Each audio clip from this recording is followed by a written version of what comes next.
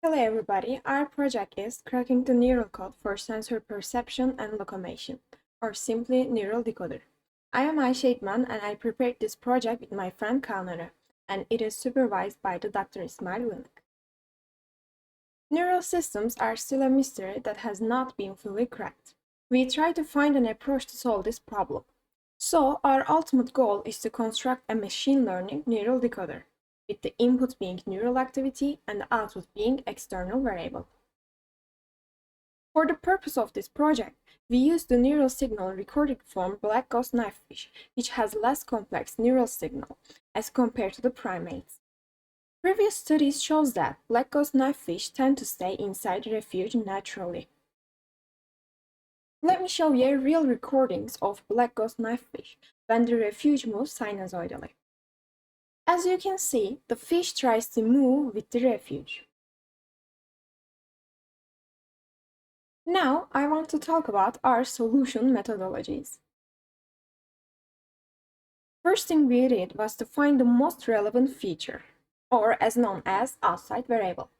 In other words, we try to find which external variable causes spikes to fire most. After testing the features with decision trees, we saw that fish velocity and the error velocity are the most important two features. As you can see in the graph, fish velocity, shown in orange, and the error velocity, shown in light blue, are noticeably affected than other features. Next thing we did was to pick a machine learning technique. The paper entitled Machine Learning for Neural Decoding clearly shows that LSTM is the best approach for neural decoding. Here you can see that LSTM outperforms every other technique. Now I want to briefly describe LSTM.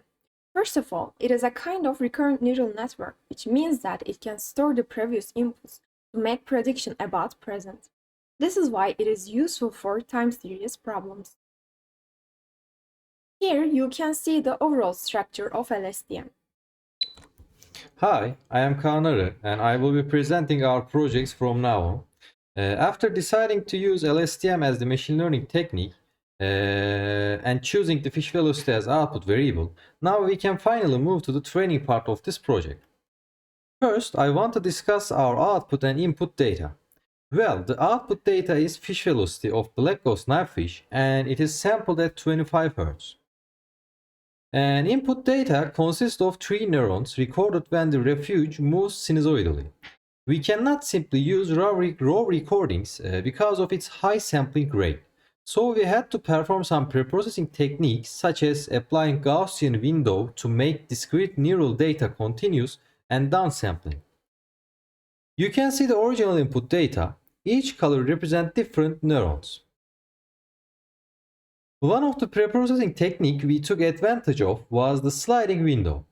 With the help of this technique, we can feed the neural network by historical input data. In our model, we choose window size as 10 so that we look for 100 milliseconds back. This increased the accuracy of the model. Here is our final neural network model, and as you can see, it has two hidden LSTM layers consist of 16 units for each layer. And also other hyperparameters are batch size, which is 64, look back, which is 10, as I have mentioned earlier, and the number of epochs are 20,000 for our final model. Also, we picked optimizer as added. And now you can see the real-time predictions close up. And now I will show you a few predictions as whole, and this is the first one.